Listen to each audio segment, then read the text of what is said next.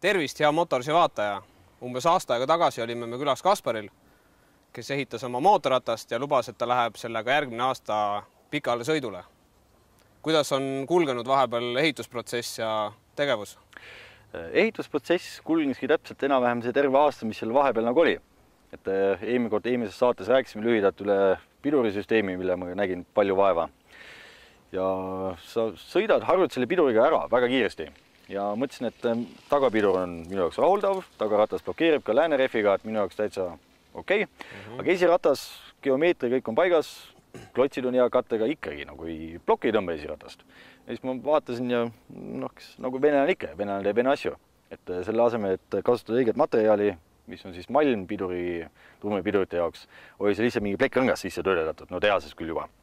Ja selle ma asendasin siis Volkswagen Vento tagasilla piduritrumliga, mis sai sinna suure vaevaga mitme päeva tööga sisse sobitatud.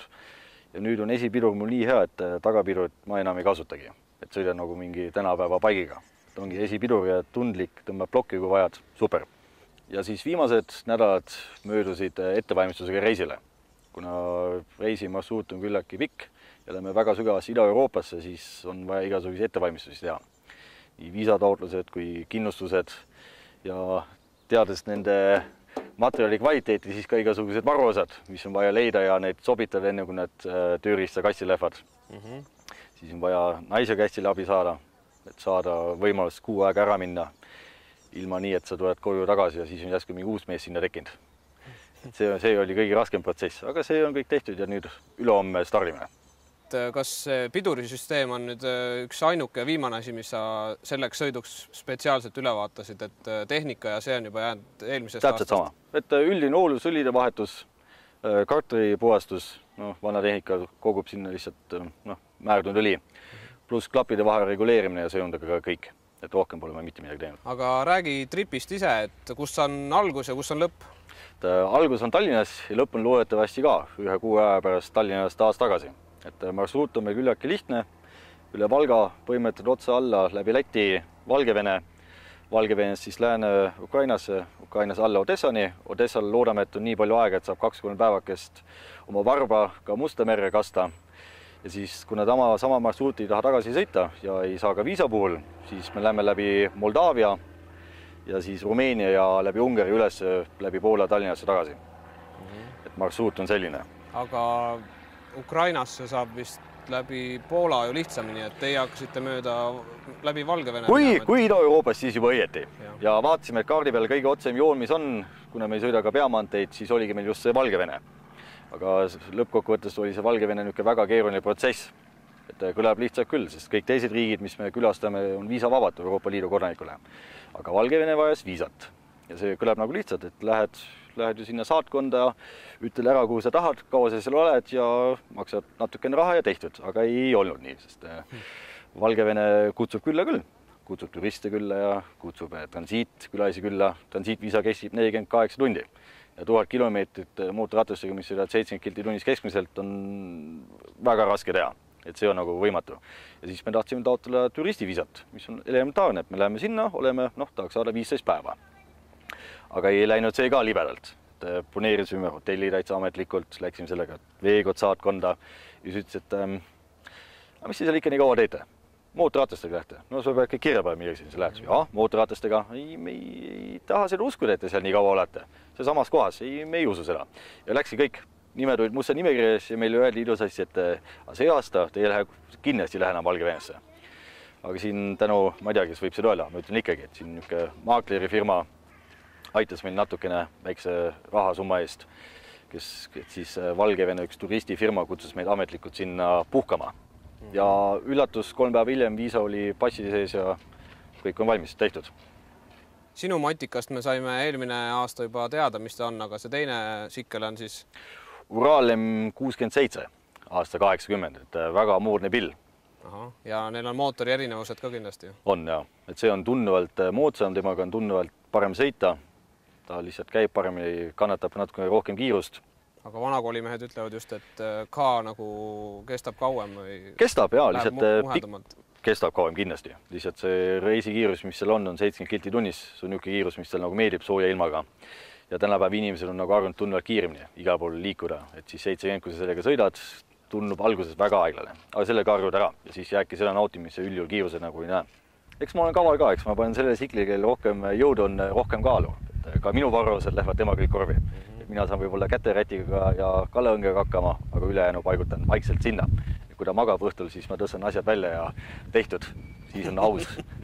Ma tunnen selles reisis mingit sellist teistmoodi hõngu natuke, et miks te tavaliste normaalsete tsiklitega ei lähe? Defineeri normaalne. Oleneb sellest, mida nagu normaalseks pidada. Et mina seon mootorrattasõitu hoopis teiste prioriteediga, ütleme tänapäeva ma julgen öelda igapäeva matkamees. Minu jaoks mootorrattasõit ongi see, et ma näen palju aeglase kiirusega on sulle antud. Väike remont kuulub asja juurde.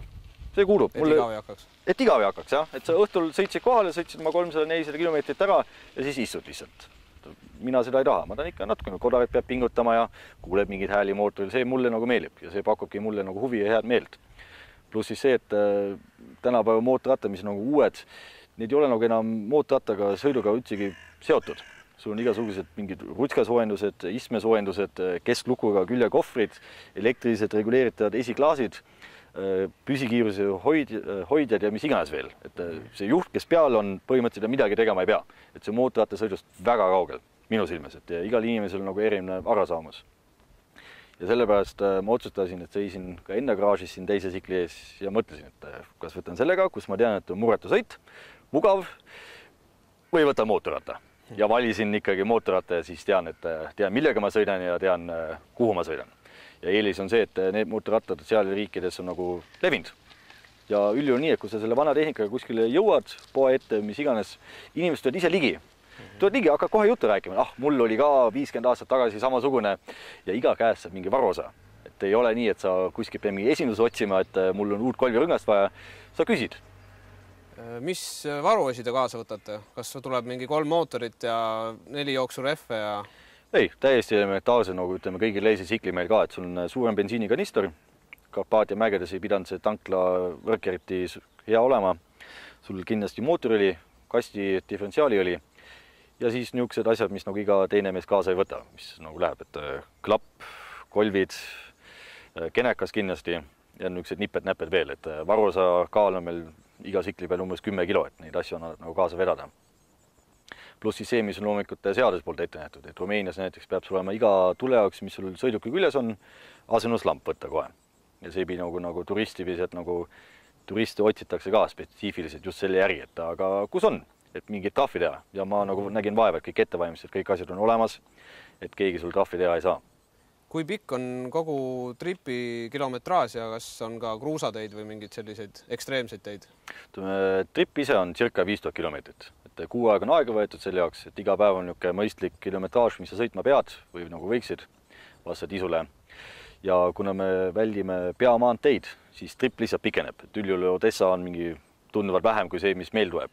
Asi on lihtsalt selles, et kiirus pluss turvalisus. Et kui sa seal kuskil 70-ga sõidad, tagant mingi veoauto tuleb, kes tuleb rahulikult 100-ga, ta ei pruugi siin näha. Ta võib olla kas joobes või halva tujega, mis iganes. Ja seda riski nagu ei taha. Ja just need kõrvalteid, et mitte peamaanteed ja kruusateed, ongi see huvitav asi. Seal sa näed, nagu, mis on tõeline elu. Peamaanteed on Valgevenes ka väga head, et tunduvalt parem kui meil siin Eesti Vabariigis. Mõnus sõita, aga igav. Et see on auto, kui sa lähed 5 kessi, on see huvitav trip, aga mitte kui sa üksin oma mõtetes istud tsikli peal ja tahad oma vaikust. Navigeerimise suhtes kasutate te levinud GPS-i või paberkandjad või? GPS, aga küll natukene vanem mudel, ehk siis kompass ja tänavakaardid. Et sellega saab ka väga hästi hakkama. Ja on, sest ütleme kõik GPS-id, alguses mõtlesin, et teine asi on natuke mugavaks. Loomulikult Ukraina kaardi ostsid, panid, installiseerisid, aga kahjuks puudub selle Ukraina kõik need kõrvalteed. Et peamaantes meil vajadust ei ole ja siis jäi nii, et ostsime õiged kaardid ja kompass ja saab sellega ka hakkama. Mis teil kütusekulu umbes võib tulla kogu sõidu peale? See on ainukene valus küsimus, sest kütusekulu neil on keskmiselt võib öelda mingi 9–10 liitrit. Et ma arvestame, eks mingi 1000 eurot kulub kindlasti ära kütusele. Aga see on see raha väärt. See on üks puhkus, see on nagu seiklus kuu aega. Kuskil riigis on odavam ka kütus natuke? Jaa, igal pool. Eestis on kallis. Et Eestis proovime viimaste aurudega Läti saada, Lätis ka või koheski läbi ja siis Valgevenes paagid täis. Tõenäoliselt see küll ei õnnestu, aga nii on nagu siis oleks huvitavam. rehvid on teil Vene omad või mingid järgi aidatud juba? Ütleme, mina sõidan lääne toodetega. Et Tšehhis toodetud Mitas rehvid, igaks juhuks üks tuleb lisana kaasa, puhtalt rehv, teised on juba uued, aga kompanjon on niisugune vene sõber, kes ütleb, et ei, Vene mootorratas, Vene rehv, eks näis, kelle rohkem probleem on. Aga siis ma ei oskagi rohkem öelda teile kui reisiõnne ja muretud kilomeetreid, et kardaanid ja klapid pulbriks kuluks. Aitäh ja kohtume, kui me jälle tagasi oleme. Teeme nii. Ja taga.